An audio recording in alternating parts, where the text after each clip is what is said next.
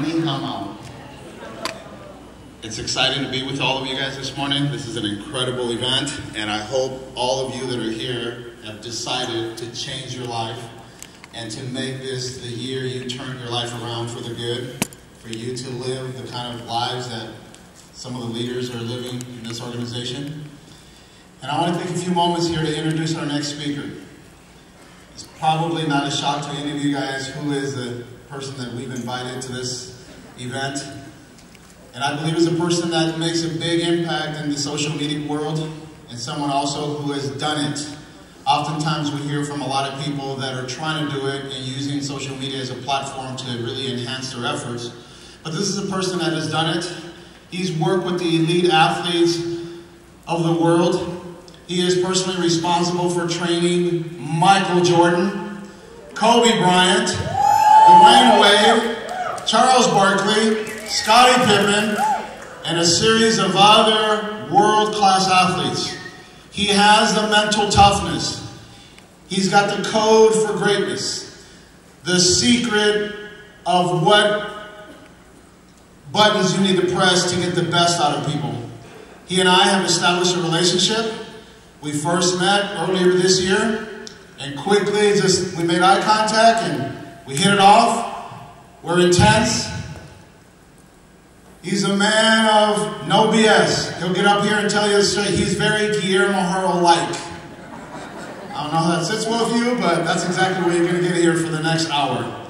Ladies and gentlemen, can you please help me welcome our keynote speaker, none other than Tim Grover!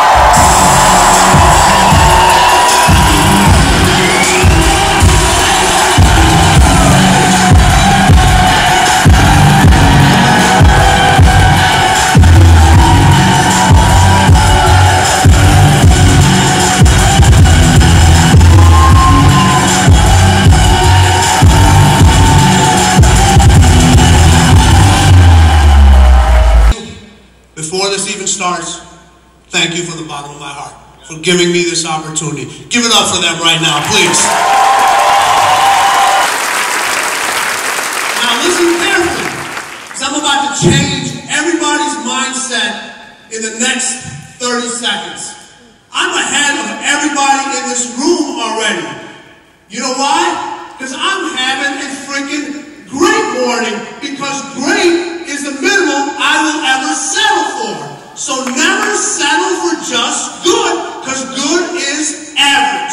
So the next time somebody tells you, are you having a good morning? You tell them, F no, I'm having a freaking great morning. I'm having a great afternoon. This is a great event. Never settle for good.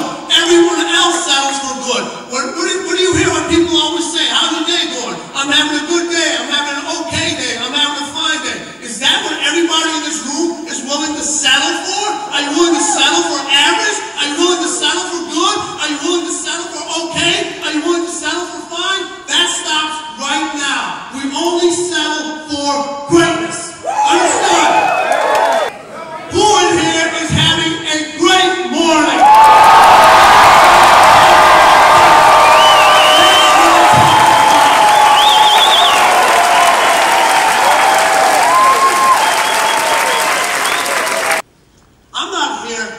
Motivate you, because motivate is just about words, right? I'm here to elevate you, right? Because when you elevate, the difference between motivate and elevate, motivate is just a bunch of words people throw out at you. A bunch of speakers get on stage, they tell you to do this, they tell you about their life stories, they do all that stuff, they tell you to let's go. It's the same BS you hear over and over and over again. It's like a sugar high. So let's get rolling right now. For people to make decisions, people just don't like to make decisions. It's amazing how many people come to me and say, I've made a decision to be great. Okay, you made a decision to be great. I've made a lot of decisions in my life. But are you committed to that? Are you committed to that decision? And while after you decide something up here, the commitment now starts with some action. A lot of individuals in this room, you've decided to be a part of this organization, but have you really committed? Are you freaking crazy? Yes, you are.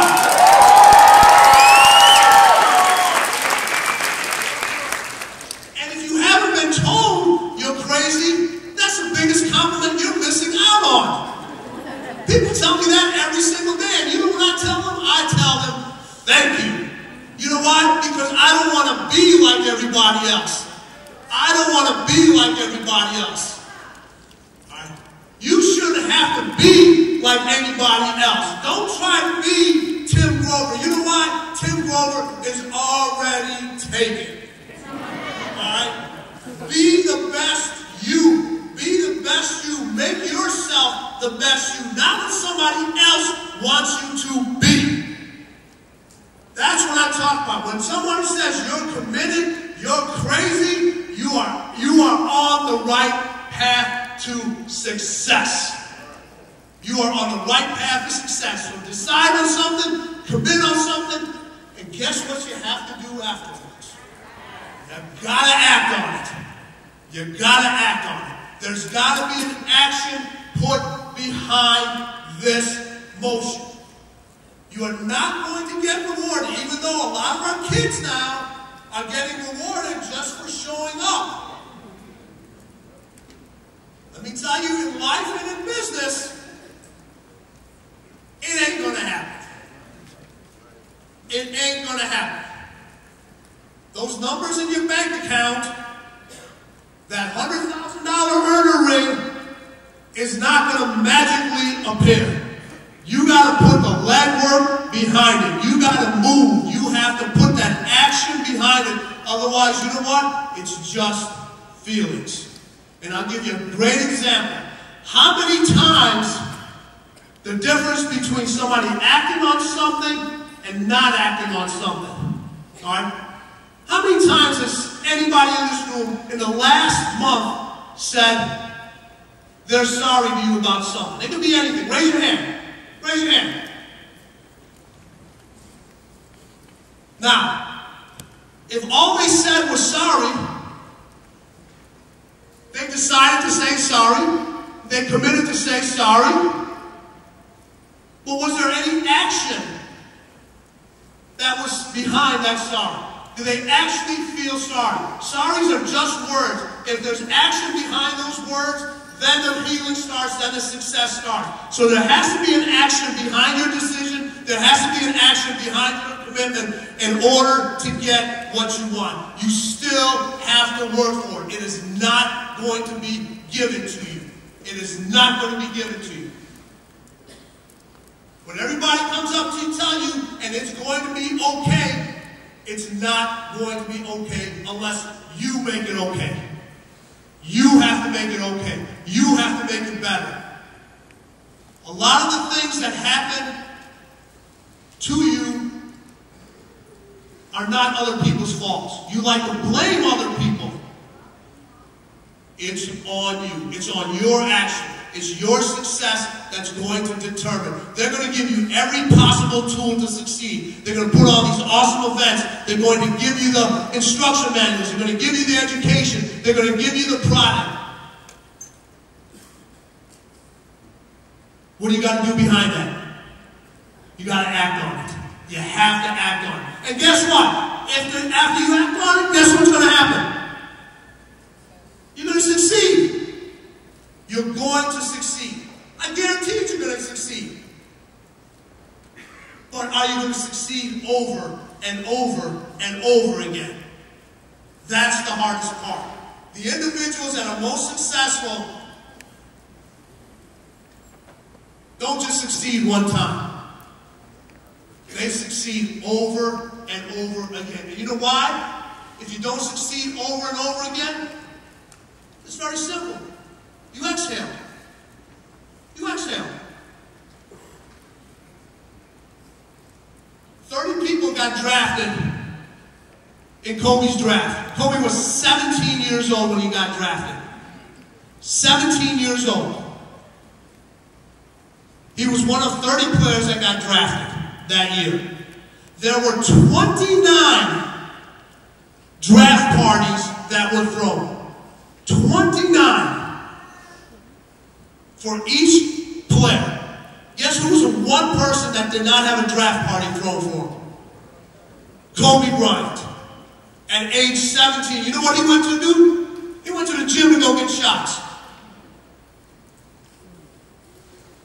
So for most individuals, when you walk up on the stage, and it might be your first time, is it the beginning or is it the end?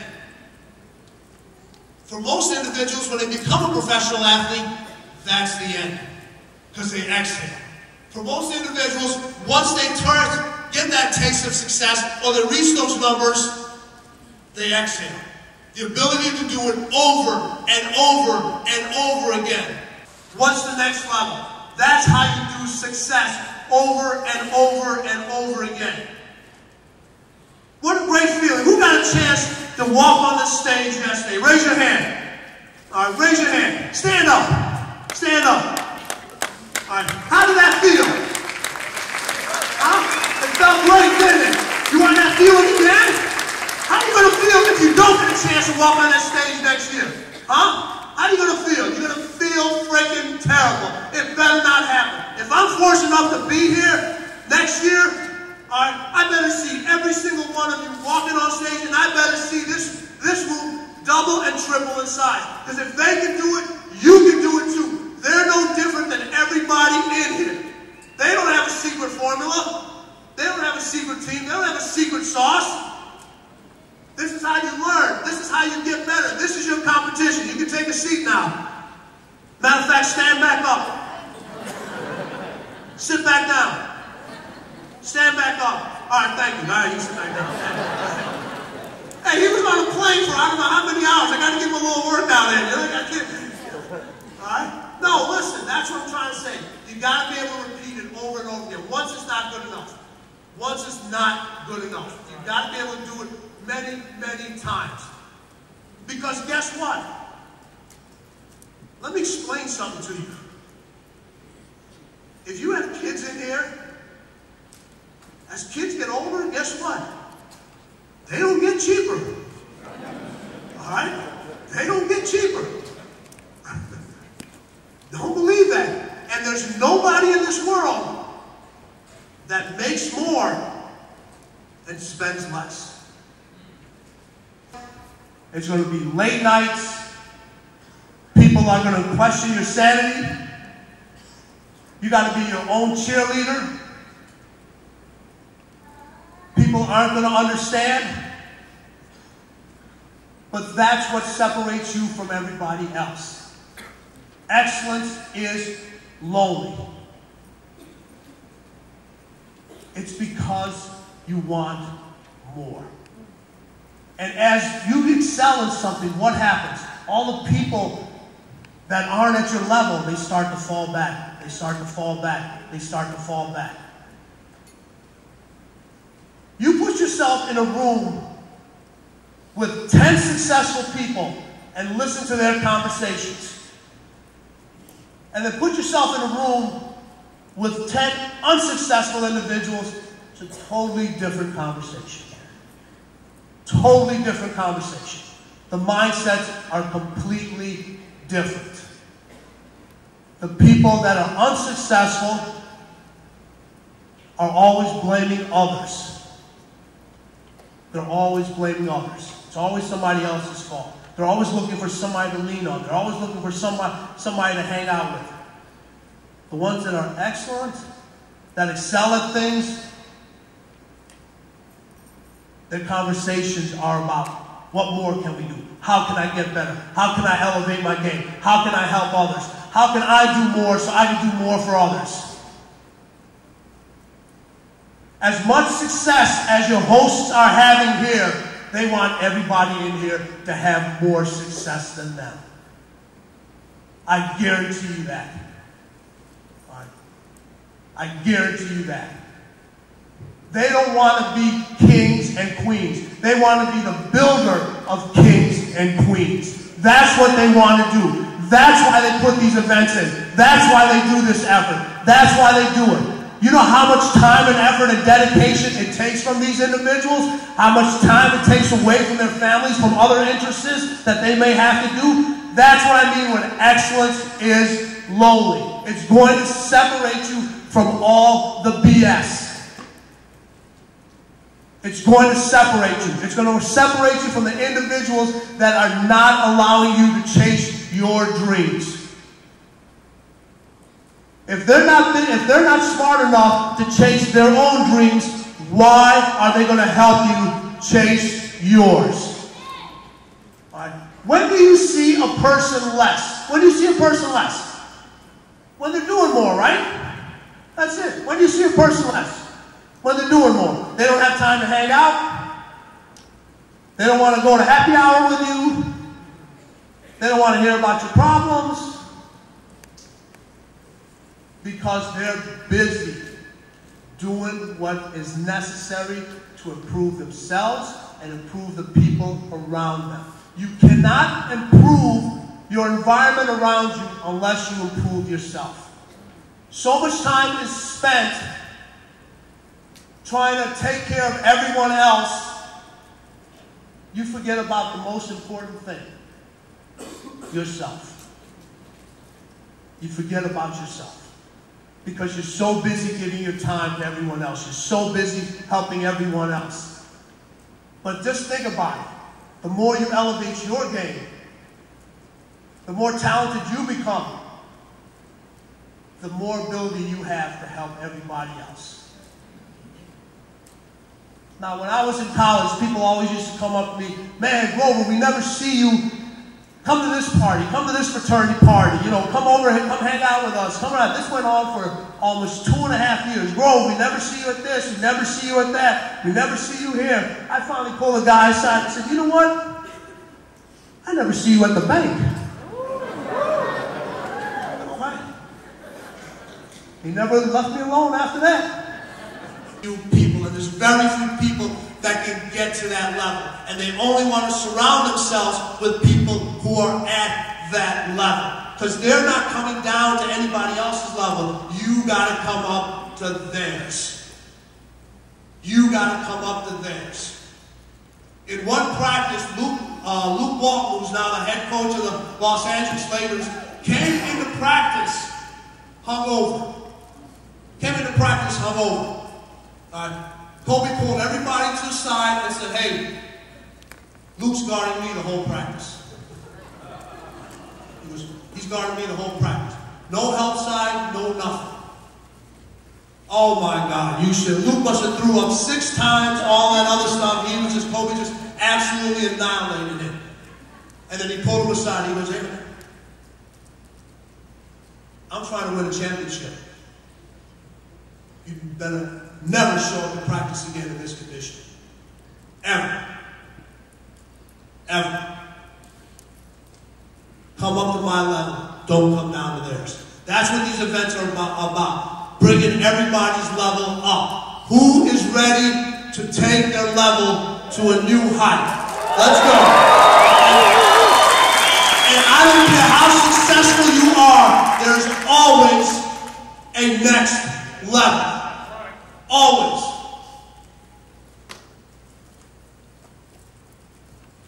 I love this one. This is one of my favorites. All right. Pressure is a privilege.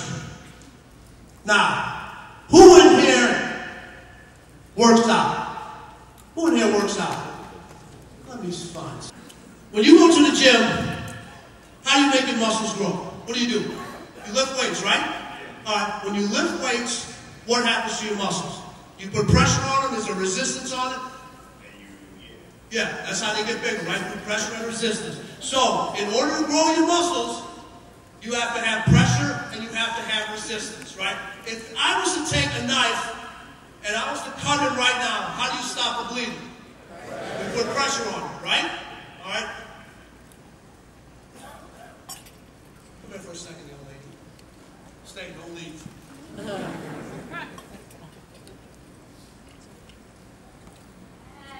All right.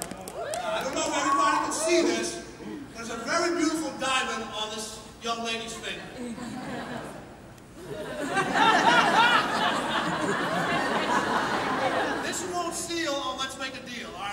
telling you right now. How is this diamond made?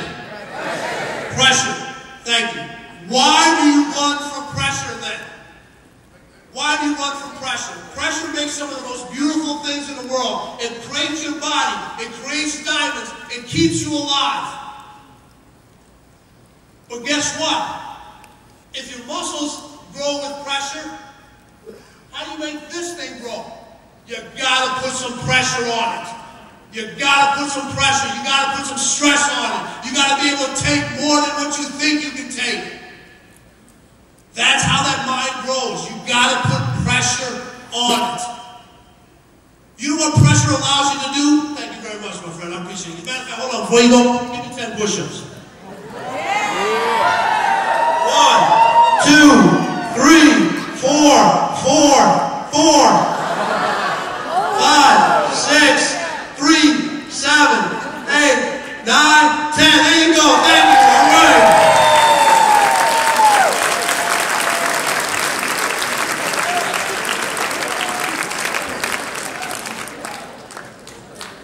I didn't know if he could work out or not, so I had to find out. I'm not taking his word for it. You gotta show me. You gotta show me. You know what pressure allows individuals to do? Pressure makes you more talented. Pressure makes you more intelligent. Pressure makes you more competitive. And you know what else pressure does? And this is the most important out of the four. It makes you more resilient. In this business, you have to be resilient. You have to be resilient. I can't name a person in this room, including myself, who would not like to be more talented, more intelligent, more competitive, and more resilient at anything they do. And when I'm going to talk about resiliency right now, when I started with Michael Jordan back in 1989, how much money do you think he paid me my first year? Throw out a number. No, $50. Somebody said 100,000. Zero. I got paid zero my first year. My second year I trained Michael Jordan. How much money do you think he paid me? Zero. And I know a lot of you guys are thinking, you dumb? Third year. How much money do you think Michael Jordan paid me? Zero. So if I go 3 years without collecting a dime from that individual, why do people quit after 2 months of not making any sales or commitment? Do you think that's all it takes? You gotta be kidding me.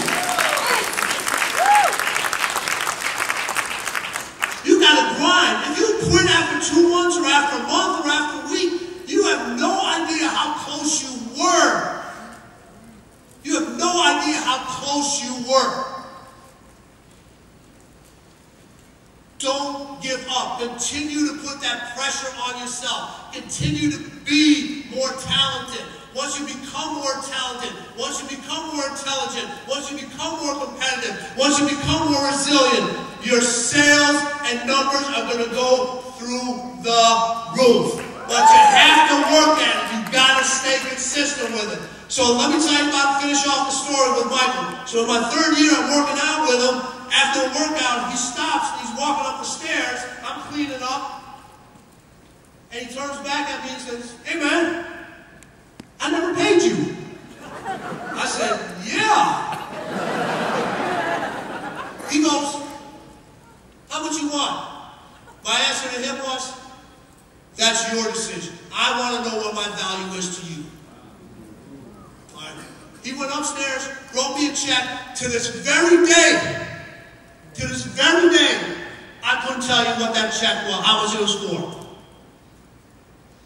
I gave it to my mom and dad. I gave it to them.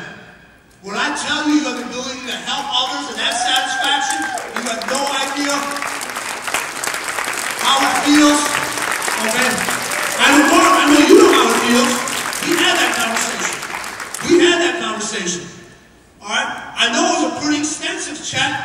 Because my mom redid the whole house, my dad bought a new car.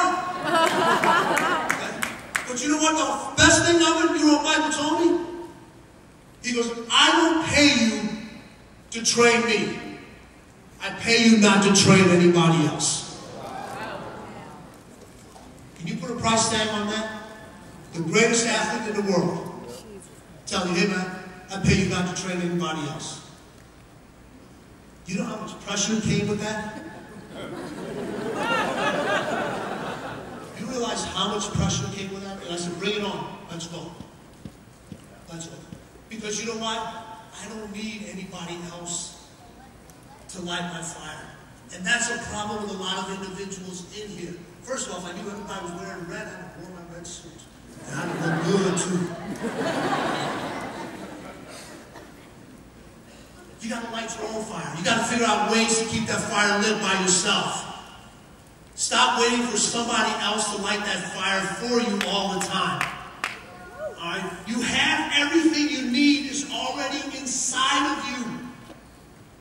Just let it out. Just let it out. Don't be so afraid of what somebody else thinks. Who cares? Who cares? You spend your whole life trying to fit into a group.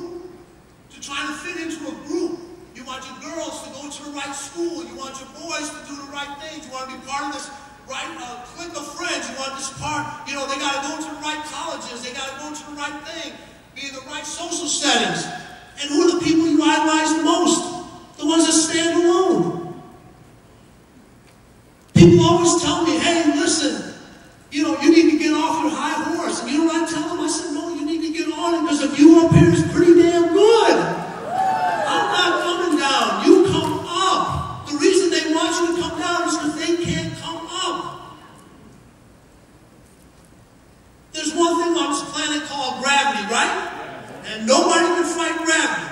So if you're going to jump, you're going to come back down. There's more people that stay down than stay up. Continue to learn to jump over and over and over again. And I'm not talking about physically jumping. I'm talking about jumping in here. Continue to jump on those obstacles. Add more pressure. Add more stress. Become better. Set unrealistic goals and expect to meet them over and over again.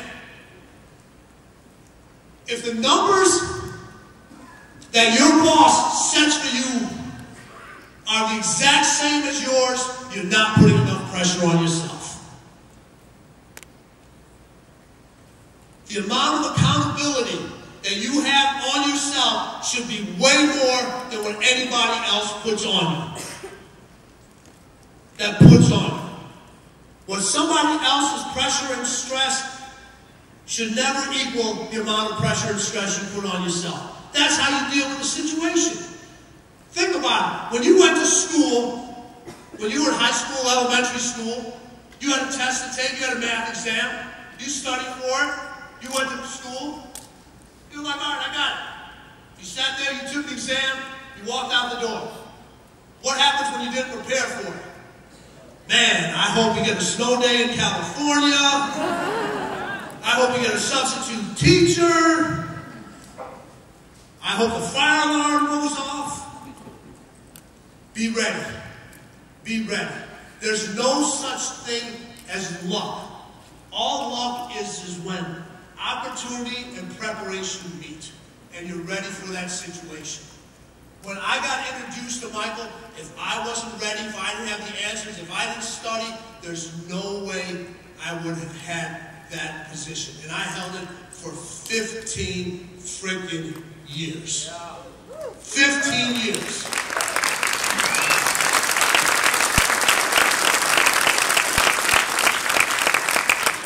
And as you get more success, as the individuals get better, you gotta add more pressure to it. You know how difficult it is to take an individual that's so talented in what they do and raise their game?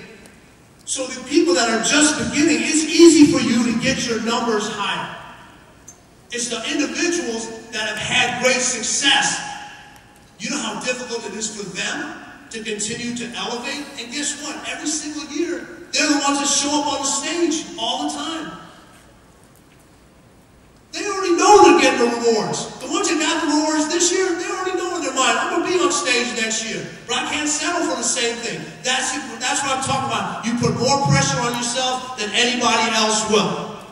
This is going to hurt. This is going to hurt. That there isn't a habit or an individual in your life that you need to get rid of. That you need to get rid of. Now, I can't help you with the individual unless that individual is in this room. Alright? But before I get off this stage and before you walk out that door, you got to leave something in this room and not take it with you. If you want to grow, if you want to get closer to balance, if you want to free up your mind. And you already know what that is. You already know what that is. Right? Somebody who you may think is your closest friend, who's helping you the most, is actually holding you back. If your best friend is too friendly, they're not your best friend. If your best friend is constantly telling you everything is going to be okay, everything is going to be fine. How many times when you're in a situation, things aren't going right, they give you a hug and say it's going to be okay?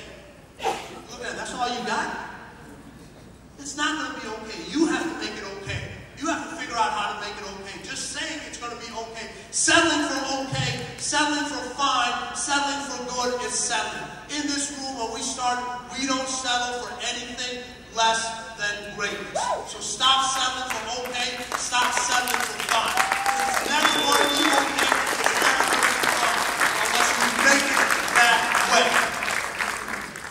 Now, when we talk about there is no balance, raise your hand if you want a zero life. Raise your hand if you want 0 cents.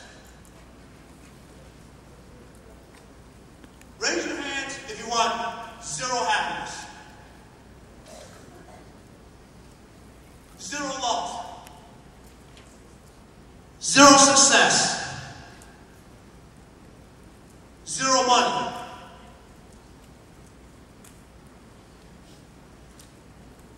What's the number on a perfectly balanced scale? I didn't hear anybody. What's the number on a perfectly balanced scale? Exactly. So if you're so busy trying to balance everything and trying to get it perfectly balanced, that's what you're going to get of everything. You're going to get a 0 of everything.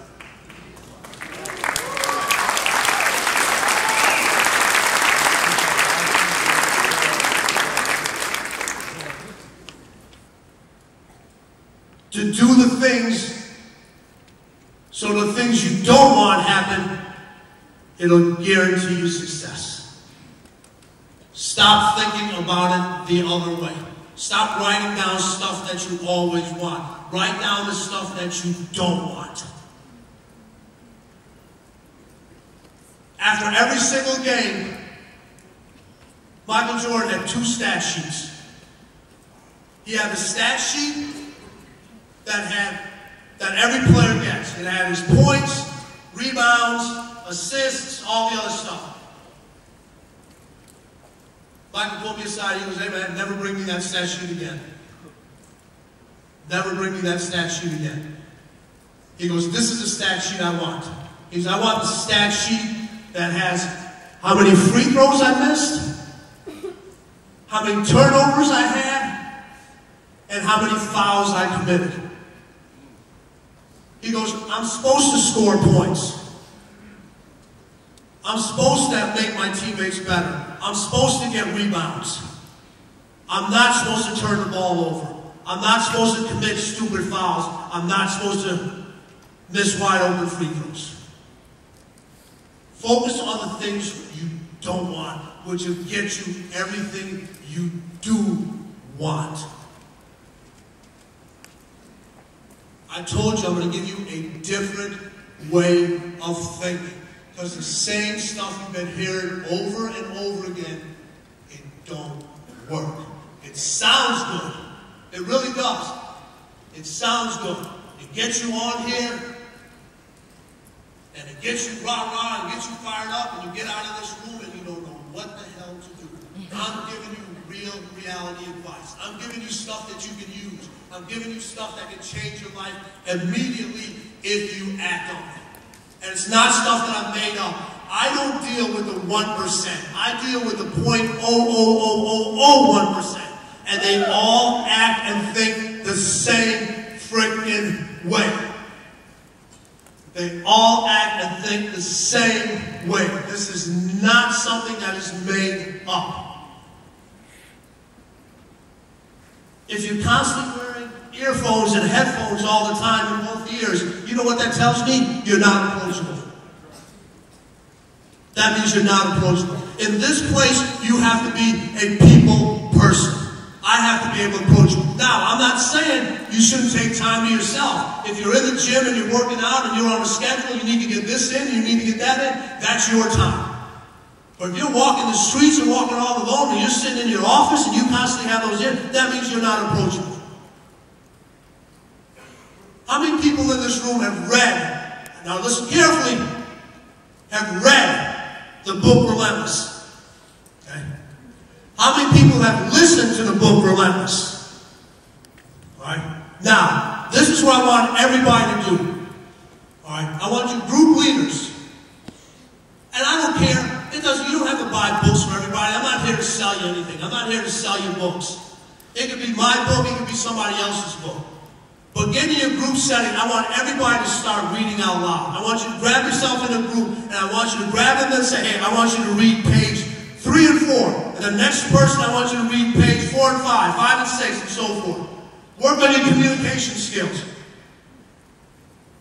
in front of other people, in front of your own peers. I know you always talk about role-playing, and role-playing. That's great. But a lot of you people need to take a step back from that and just work on being able to put a sentence out there together.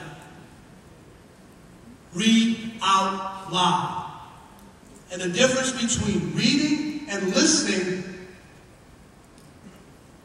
is when you listen, you're usually doing something else. So you may miss something. But when you're reading something, you're focused on that one thing. You're focused on that one thing.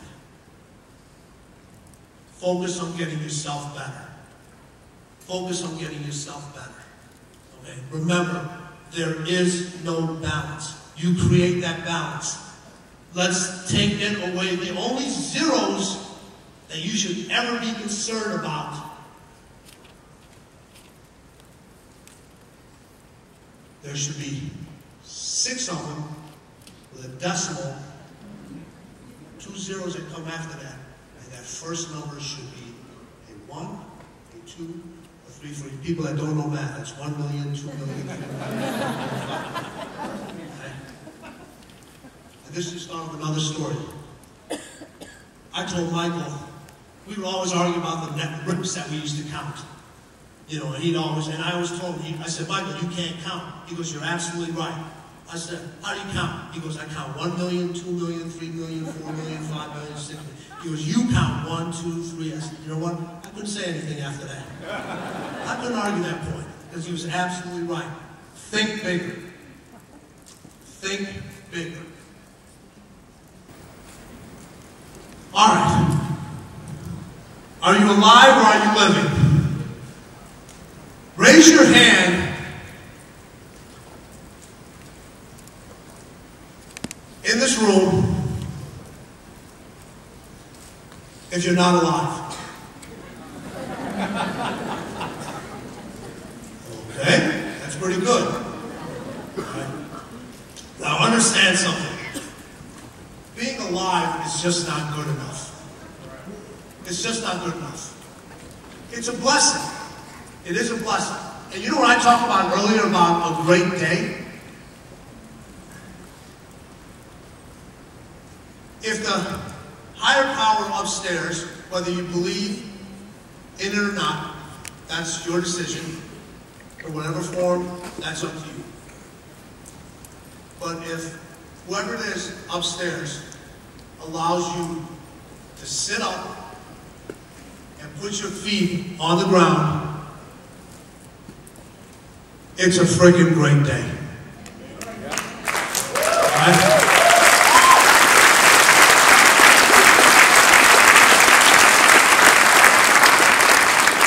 How many people in this world don't get that opportunity? That's a bad day. That's a bad day. But you have to understand that not everybody in here is living.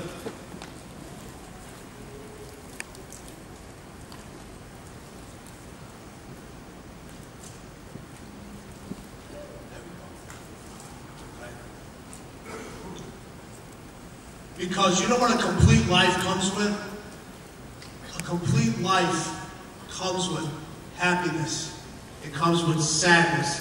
It comes with sorrow. It comes with regret. It comes with joy. People are only trying to live half the life. You got to accept all of it, and you have to accept all of you. What happens is a lot of times we're only willing to accept the good part of ourselves. You got to accept all of you. You got to accept all of it, the good and the bad, because that's what makes you a whole person. That's what I'm talking about, living the whole life. Are you alive? You know, we all talk about how we have skeletons in the closet. You know, everyone's got skeletons in the closet. What do? You try to keep those skeletons in the closet all the time. You spend so much energy keeping those skeletons in the closet. You know what I do? I open this closet up, introduce myself to my skeleton. Come on, man, let's have a drink. So we sit down, we have a drink. What do you got for me? We have a nice little conversation. Now, instead of trying to hide from it, I'm using that as part of my strength. It's part of who I am. It's a part of who I am. Just because somebody else tells you this is not good, you shouldn't do this, is that their decision or is that your decision? That's their decision. Whose brain is it? It's your brain. Whose real estate is it up here? It's yours. Whose success is it going to be? It's yours. It's yours. Right with it. Because they know it all. You don't know it all. No one knows it all. That's when the learning actually starts. When you think you know it all.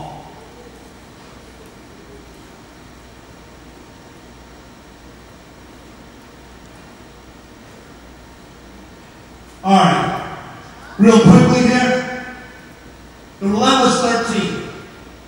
These are the 13 traits of the most competitive individuals that I know of. Every single one. And I've listed them all as number one. The reason I list everything as number one, because if you give somebody a list that has number one, they think number one's the most important, number three is less important, and number 8 is totally irrelevant. If you have multiple kids, your second kid is not less important than your first kid. If you've been married a couple of times, your second spouse might be more important than your first spouse. There are some examples to the rule, but we keep everything as number one. You're not getting to that success level. You don't know who you are. Somewhere, somebody came along and they took your identity. They either took your identity or you gave your identity to them. And you're living how they want you to live. They're controlling your emotions. They're controlling your value. They're controlling how you are thinking. You need to go claim yourself back. Because you're never going to get to the success level physically, emotionally, spiritually, living somebody else. And and you know who that person or that moment where you lost your identity. Everybody in this room, if you've lost your identity, you know exactly when that happened. Exactly when it happened. Go claim it back. Immediately. Go claim it back. Go confront that person, go confront that moment, and snatch it back from them. Say, you don't own me anymore. That's the only way you're going to live your life. You're going to be able to get to your success. You're going to be able to know what your value is. All right? Who in here has a $20 bill? Anybody? Bring it on stage for me, please. I think Mark's money fell out of your pocket too long. Appreciate it. Thank you very much. I got to pay the valet, so I forgot. Oh. All right. So when I talk about know exactly who you are, know what your value is worth. Some of you have probably seen this before, and this has been around. I've been using this for years, and it's been around. People have been kind of putting their own little twist on it, but I'm going to do a little bit, then I'm going to do a little extension on it. Who wants this $20 bill? Raise your hand. All right. When I crunch it up now, who wants this $20 bill? Okay?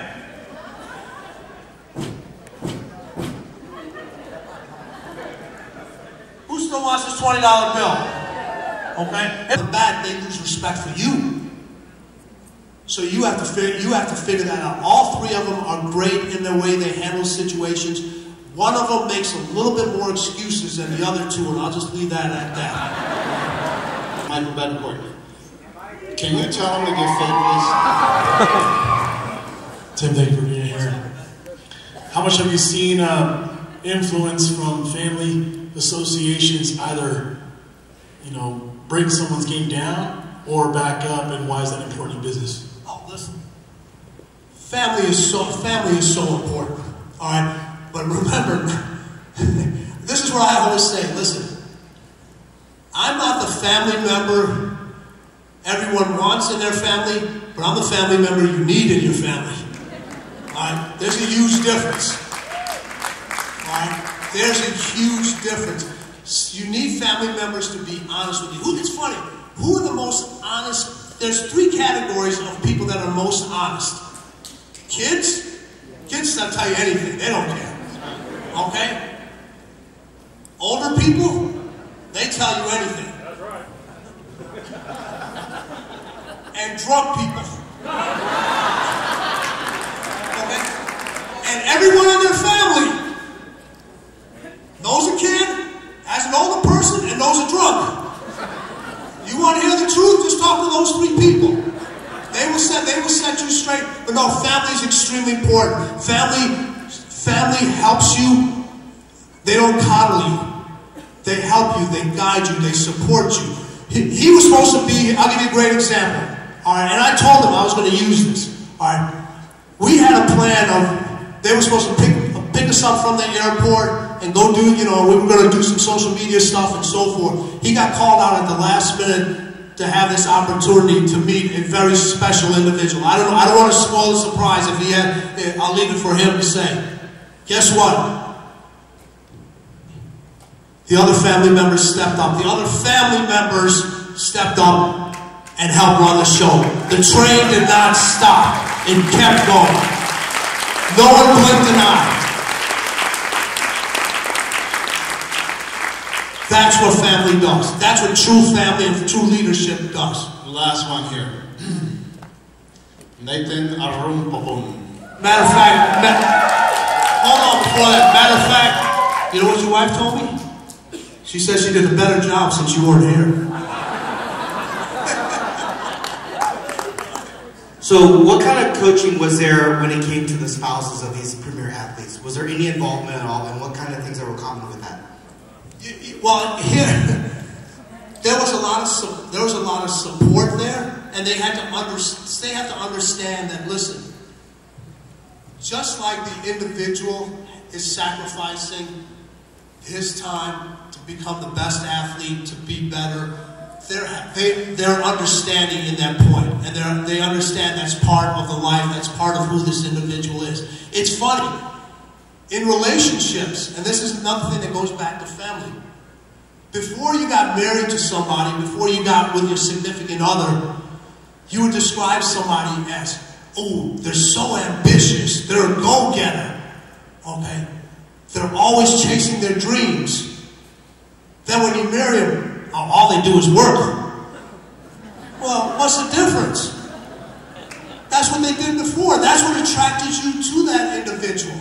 That's what made you love that individual before. Well, now, all of a sudden, when you get married or you live together, you're trying to change that person.